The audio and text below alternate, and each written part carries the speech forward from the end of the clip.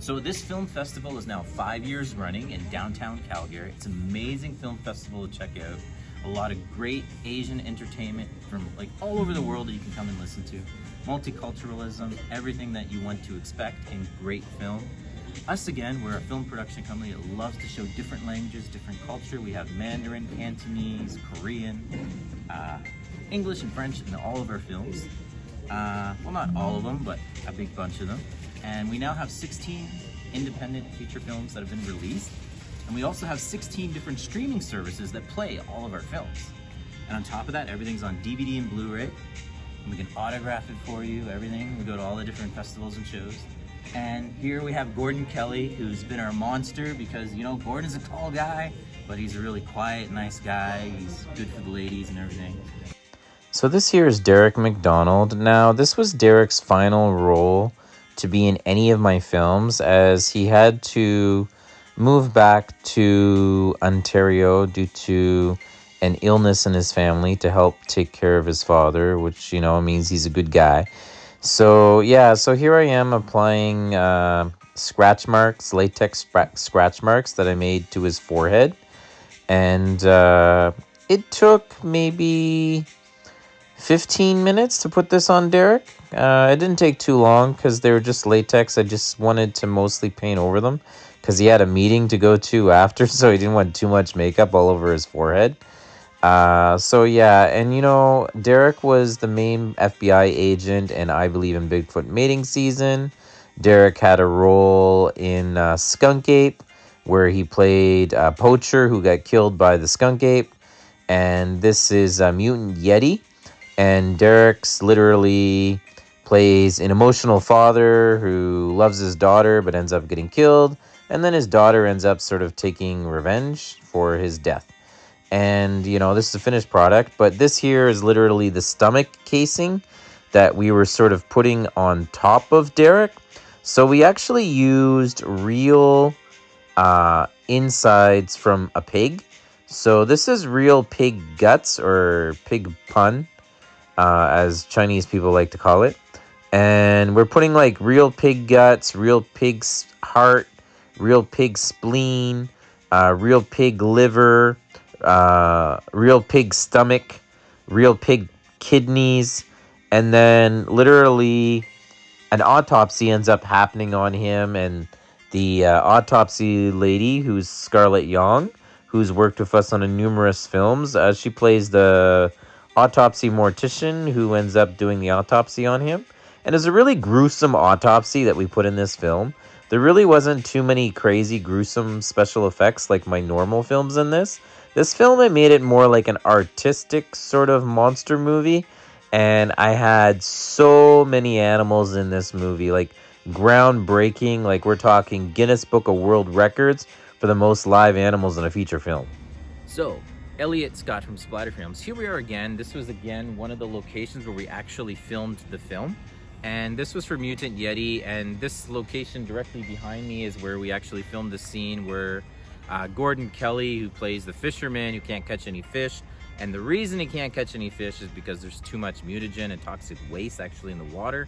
It's killing all the fish.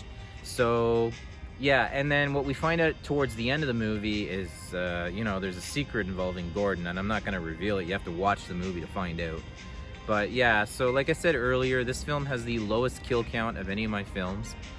There's only 3. There's not a lot of special effects, which is what people are used to seeing from my films. But I made this movie more about Mother Nature and the environment and everything, so it's a very different movie. And we were very happy that we get this film into the Guinness Book of World Records for the feature film with the most live animals, which is quite an amazing accomplishment. Because there's not too many films that are actually in the Guinness Book of World Records. So if you get something like that, that's original, that's unique, that's something a lot of filmmakers can't get. And we're looking into it, but we might be able to get me in the Guinness Book of World Records for a second thing. Now, that second thing would be the film director who's directed the most Bigfoot movies. So we're looking to see if we qualify for that yet. And if we do, we'll have a second. You know, I'm the film director, Elliot Scott, who's directed the most Bigfoot movies. So if you like Bigfoot, you like creature features, you like monster movies, you're gonna love my movies. And I'm all about the practical special effects. Even with this one, We only have 3 killings, but like really great practical old school latex makeup special effects for like both of them. And we also have a really crazy autopsy scene where we had our actress Scarlett Young literally like playing our mortician, who's literally doing an autopsy on Derek McDonald's character, Michael, who's literally been killed by the mutant Yeti. So yeah, that was all like very unique. And you know, the smallest cast, you know, I had Derek McDonald, and this was Derek McDonald's final film with me. He's literally played small roles and even one leading role in 5 of the 16 feature films that I've actually done. So he had to literally tell us, you know what, I gotta go back to Ontario. I gotta take care of family, deal with family issues and everything. So he basically told us this. It's still a little bright and sunny here, man. I gotta get the sunglasses on. Because when you're this cool, the sun shines on you 24 hours a day. You know what I'm saying? But anyways, and then, you know, Andrew Kelly came in. And Andrew Kelly worked with us like about 4 or 5 times before in other feature films. And then we literally brought his brother in, and his brother, Gordon, literally played the fisherman who got killed by the Yeti right here at the waterfront. So we put all this in the film, and then, like I said, we did stuff that was very, very different. We put like so much beauty, so much nature in this film. And it's also the shortest feature film that I've ever made. So that again is something a little different. Like this film only runs close to 70 minutes. Most of my films are closer to like 90, 95 minutes long. So I got no problem doing features. I love doing features. I do 3 to 5 feature films a year. So continue watching Splatterfilm 69. We're on Instagram, YouTube, TikTok, Red, or Sao Honshu, whatever people want to call it. And you know, just check us out, Splatterfilm 69, the most prolific independent monster film production company in Canada, quite possibly maybe even the world, but who knows, we'll see about the future. But keep watching for us, and we're going to be attending numerous events this year. We just got back from the Calgary Fascination Asian Film Festival, which is in downtown Calgary. We finished doing that. It was the 2nd year we were invited to attend and be part of this event. And we're going back to Calgary, so all of our fans in Calgary don't need to worry. We're coming back for Calgary Horror Con in October, the first weekend of October this year, and I'll be able to sign all the autographs for you guys and everything. We can do pictures, photos, tags, put you on Instagram, TikTok, YouTube, everything. We'll put all you guys out there with me. And you know, we'll have people dressed up in full costumes, like the Yeti costume, the Bigfoot costume, the Alien Predators costume. We're gonna have all the costumes, the big bear costume, because I did a killer grizzly bear. It's gonna be another new movie I'm doing this year. And we're also venturing all the way into China, and we're gonna do Yiren, which is China's version of Bigfoot. So we just finished Skunk Ape, and then from Skunk Ape, we did this film. Then we're going into Yiren, which we have already started to film Yiren a little bit. And then after we fly to China, we film Yiren. We're then going to go to Japan, to the Hebi Mountain area, and we're actually gonna film the Hebigon movie. So Japan's version of kind of like Bigfoot. So each legend in the world that surrounds the Bigfoot cryptozoology sort of myths are all just a little bit different. So we want to show all the little bit of differences in culture. Like when we're filming in China, we're gonna have a lot of Chinese language in the film, a lot of great like locations in China, things and places that most foreigners aren't even allowed to see. We're gonna go in and we're gonna film it. So it's actually going to be very unique film, Yiren. So you guys should really look forward to seeing that one. And same thing with Hebigon. We're actually going to be filming right on the very mountain where the Hebigon legend is supposedly all the legends started in the 1970s. So keep watching Splatterfilm 69. Keep paying attention to us. We're paying attention to each and every one of you. So every fan that sends me a message on Instagram, TikTok, Red, Sao Honshu, anything like that, if you're a fan, you message me on those apps, I message you directly back. So I deal personally with each and every one of my fans. And at the Calgary HorrorCon, we're gonna have a thing where if you purchase 3 DVDs or 3 Blu-rays, we're gonna give you a free gift of a black and white photo of myself, which I'll autograph and give to you. And you'll get to take lots of pictures with me, as well as all of our creatures and monsters. So creature-rific good time at Calgary HorrorCon this October 2026. See you at the movies. Remember, keep buying those movie tickets. Keep buying those DVDs and Blu-rays, because those are the things that help the independent filmmakers grow. And we are quickly growing as the fastest independent monster film production company in Canada. So keep letting us grow, and we'll grow to make the movies you want to watch. See you at the show. Now this here is Gordon Kelly, and actually Gordon Kelly is Andrew Kelly's younger brother. So I had the two brothers working on this movie with me, and this is actually the second time I had the two brothers working together. I had them working together on Skunk Ape, which was the previous film. But in Skunk Ape, Gordon Kelly was one of the actors who the Skunk Ape did not harm him. He basically escaped and kind of got out of the forest sort of deal. So here I am applying a latex prosthetic that I created to be a big gouging scratch wound across his forehead. He's a fisherman that's trying to fish, and he catches nothing. The reason he catches nothing is the water's been polluted by toxic waste and everything. And it was a lot of fun building this little prosthetic for him. And it was the first time he ever had prosthetics put on him too.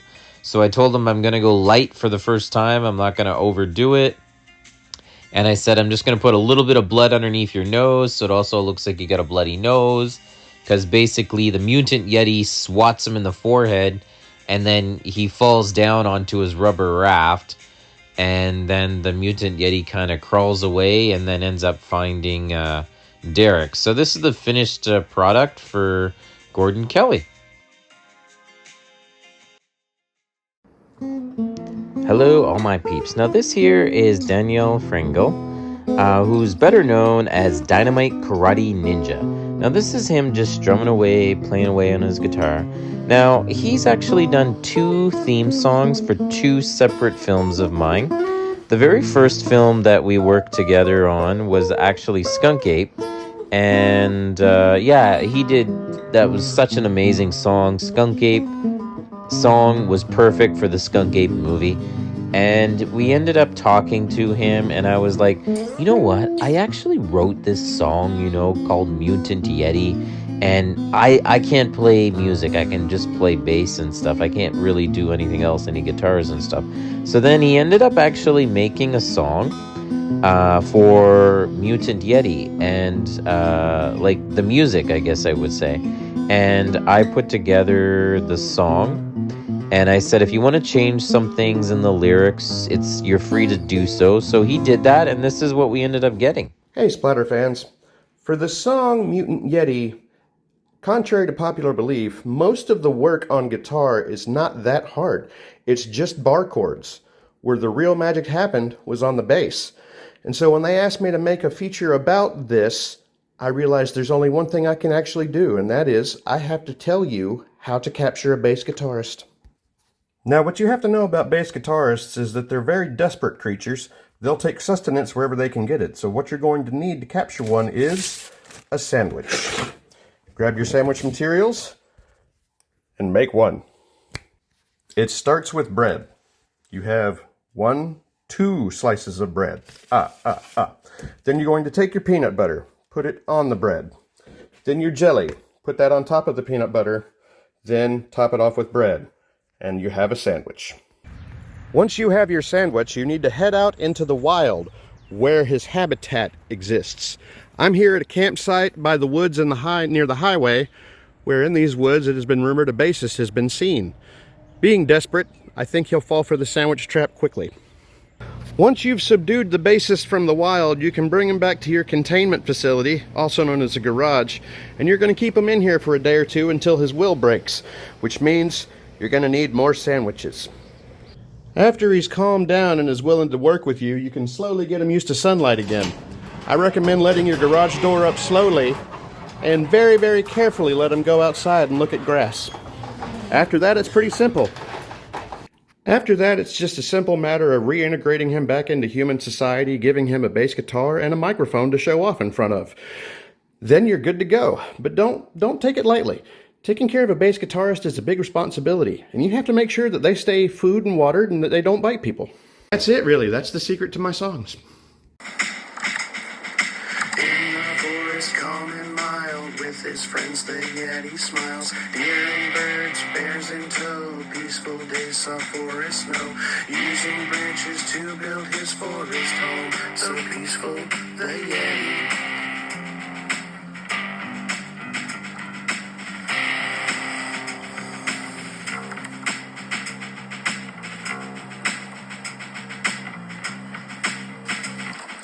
Yellow bells of poison flung one night into his lake home, and the villains drove out of sight. Changing Yeti's heart turned wrong to right.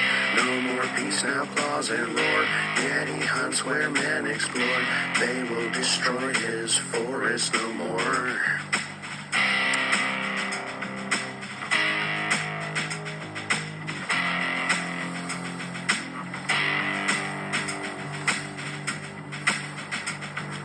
Through the pines he charges wild, men turn back, no mercy mild. Fangs and fury in their cries, where he walks, a hunter dies.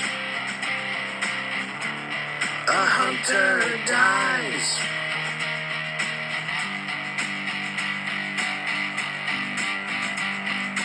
Inner daughter, calm like light, steps like an angel into the night. One soft breath, the rage is done. Yeti falls in love. Good thing for the humans, right?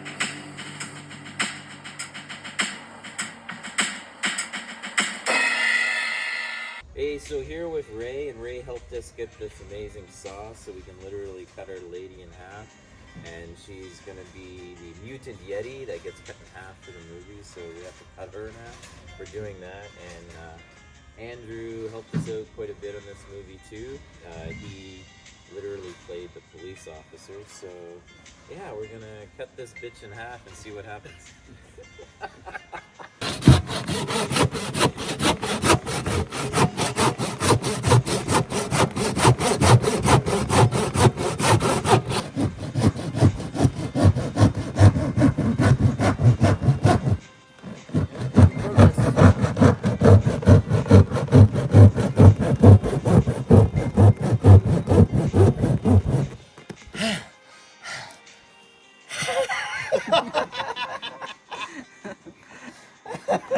You're almost there. Bloopers.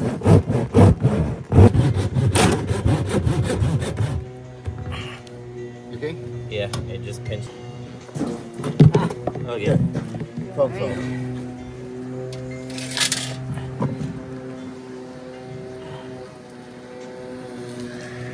This bitch has got a big hole.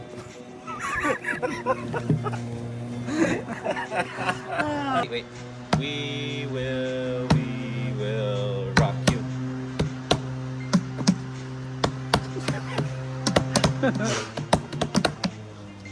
Oh baby! Oh baby! Oh! Okay. I get the top half, get the bone half. I don't mind the bottom half, at least there's 2 holes. So we're taking our cut in half mannequin and we're putting it inside, and then we're gonna cut our fabric apart, and it's basically going to be our monster cut in half. I gotta feel it to see where her hole is so I can poke her hole. It's a small little hole. It's a little tight, but I should be able to just, yeah, there. We get it right inside that tight little hole. And then, so there we go. We got our hole cut. And I'm just gonna slide her into that tight little hole. I don't know why she's being so fussy. There we go.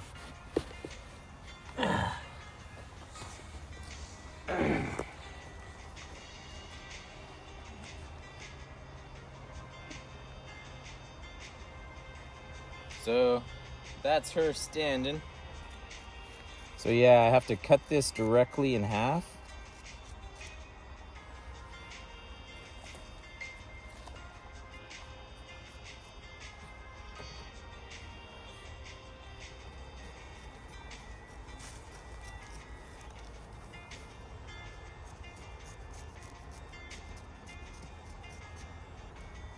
So there we go.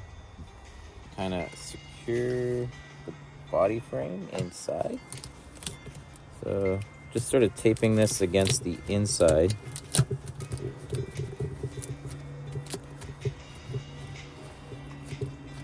I'll need a little more duct tape. Yeah, just so that tape doesn't. So yeah, there we go. That's just to kind of hold everything in place.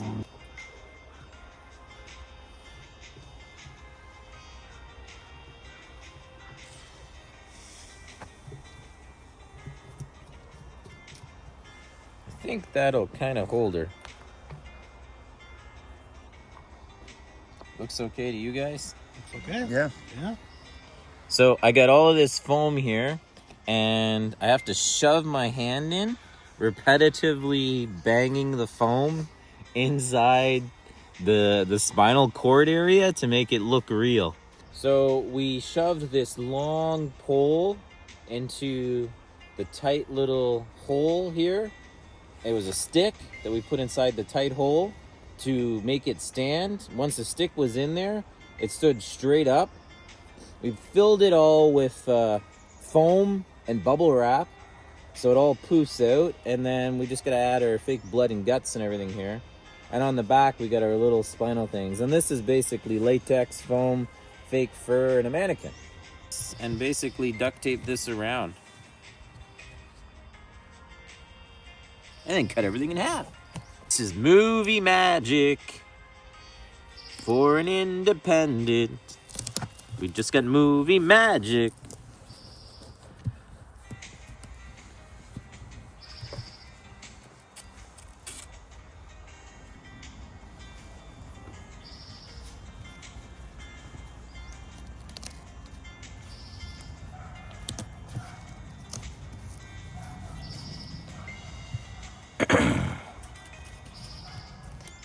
Okay, move your hand.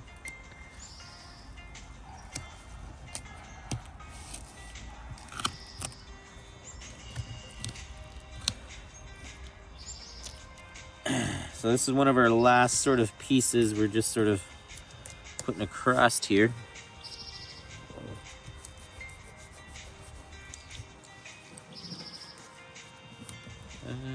Let's put another one just for stability here.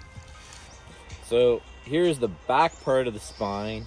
All our gruesome stuff we're gonna gore up. This is the inside with the meat cleaver cut right through her. Or not meat cleaver, machete cut. And yeah, we're basically gonna have her like this, and it's gonna go like this. So we're just doing this to this kind of deal. So we're now connecting the arms back into our mannequin, and they're magnetic, so they actually go together pretty good.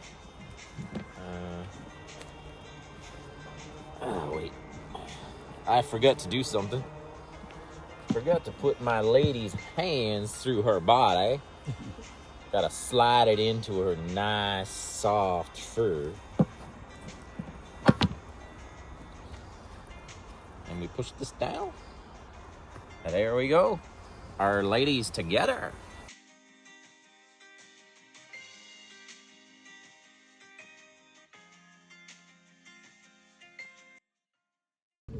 So keep going to the movies, because going to the movies is what helps everyone make more movies. So you gotta get into the theater, you gotta buy the ticket, you gotta go to the show. And you gotta come down and check out Fascination Film Festival in downtown Calgary's public library. It's an amazing show, amazing event. You'll meet lots of different people from all over the world. And it's a great place to come to. Calgary is a vibrant city. So here we are, Fascination. So this here is Clea, and this will be her final film with Splatter Film 69, as she'll be moving back to the Philippines. It was very sad, and we'll miss her, but we wish her all the best. And this is Derek McDonald, and this is also his last movie. So this is a very sad final movie for Splatter Film 69. It's not our final movie. We're still making more movies. It's just the final movie of these two actors. But this movie was fantastic. We got a Guinness Book of World Records for the most live animals in a feature film. And we owe it to these two great actors, Clea and Derek McDonald. So we wish them all the best.